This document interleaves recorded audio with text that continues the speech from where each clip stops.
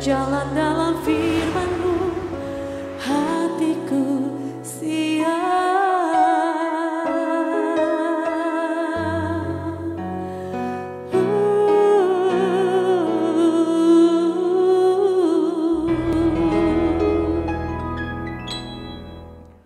Salam, God-lover yang dikasihi oleh Tuhan Yesus. Senang boleh kembali berjumpa dengan saudara semua dalam program Rise and God malam hari ini bersama Diaspora TV.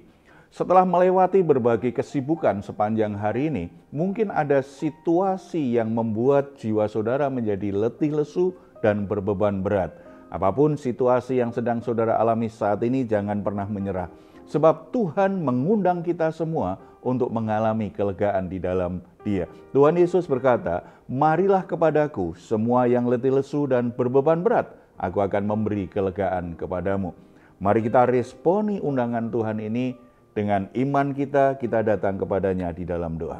Bapa di surga, kami datang kepadamu, membawa semua pergumulan kami, hal-hal yang menjadi beban berat hidup kami. Kami sangat percaya firman-Mu bahwa kalau kami menghampiri Engkau, Engkau akan memberi kami kelegaan, Engkau akan memberi kami kekuatan, Engkau memberi ketenangan hati, bahkan jalan keluar yang terbaik akan Tuhan berikan. Kuasa-Mu akan memungkinkan kami untuk bisa menyelesaikan masalah-masalah kami satu persatu, sehingga kami boleh hidup berkemenangan bersama-sama dengan Engkau.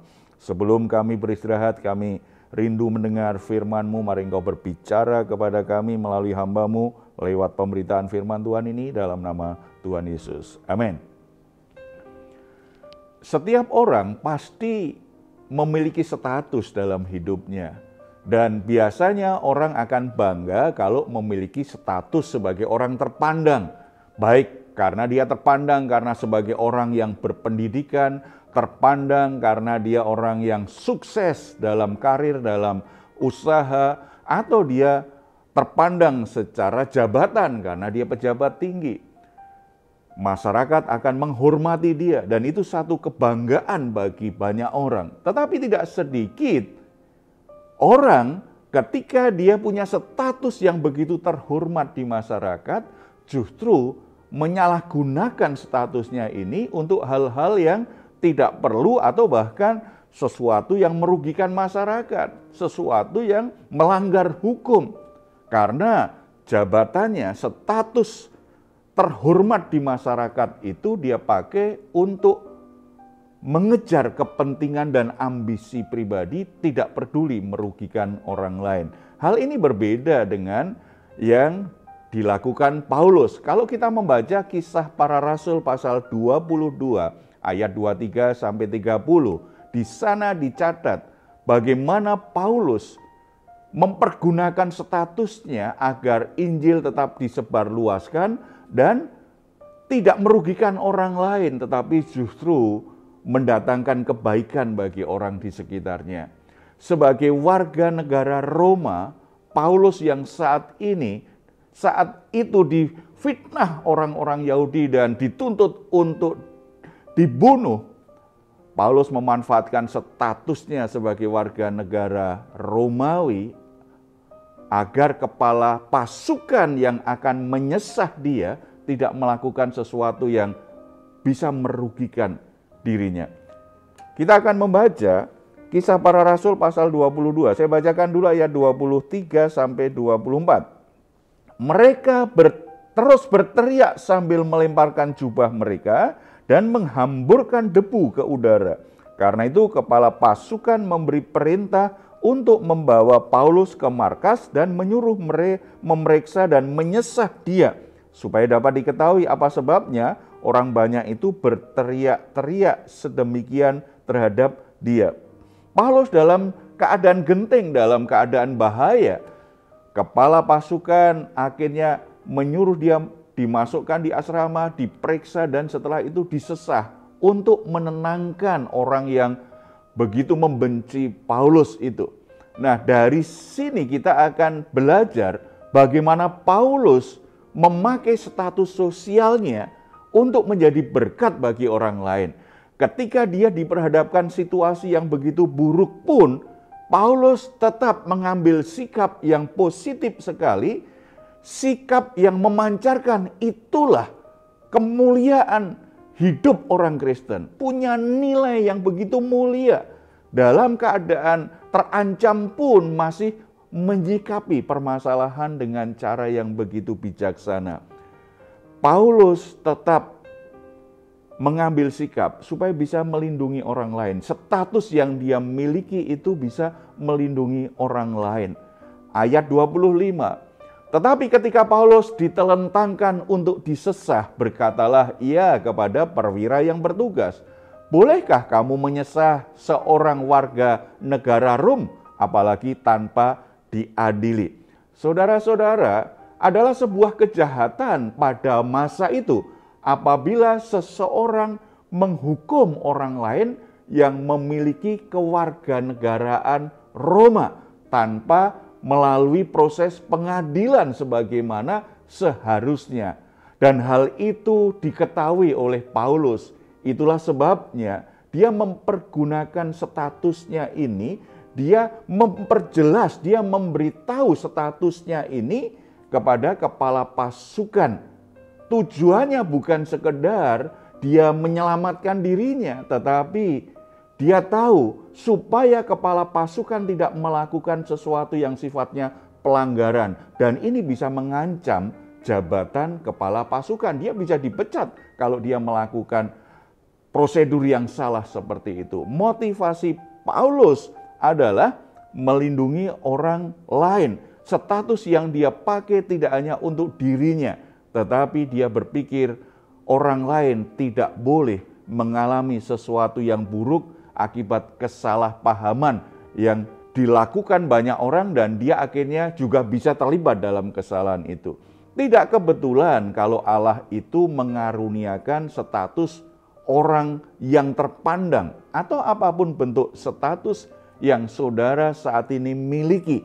Saudara terkenal, dihormati di masyarakat, apapun alasannya, itu status yang sangat baik, status yang mulia, tetapi harus dipakai supaya lewat status saudara yang terhormat itu, saudara bisa jadi berkat orang lain. Saudara bisa melindungi orang lain supaya tidak mengalami sesuatu yang buruk karena ketidakadilan atau kesalahpahaman.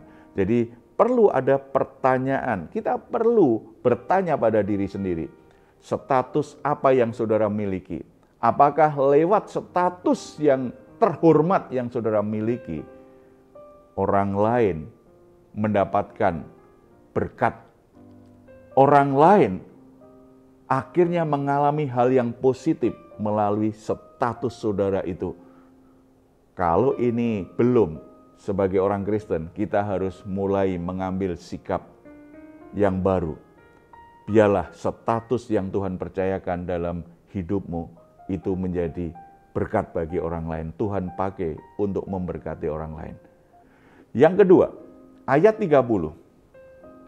Namun kepala pasukan itu ingin mengetahui dengan teliti apa yang dituduhkan orang-orang Yahudi kepada Paulus. Ini berarti bicara apa? Status Paulus sebagai warga negara Romawi membuat orang lain tertarik untuk mendengarkan kisah hidup Paulus. Dan ini menjadi kesempatan bagi Paulus untuk memberitakan Kristus. Saudara-saudara, setiap pengalaman, setiap situasi apapun yang terjadi dalam hidup kita, sebenarnya Tuhan izinkan. Kalau hal itu diizinkan Tuhan terjadi dan teralami dalam hidup kita, itu bukan sekedar sebuah peristiwa tanpa tujuan.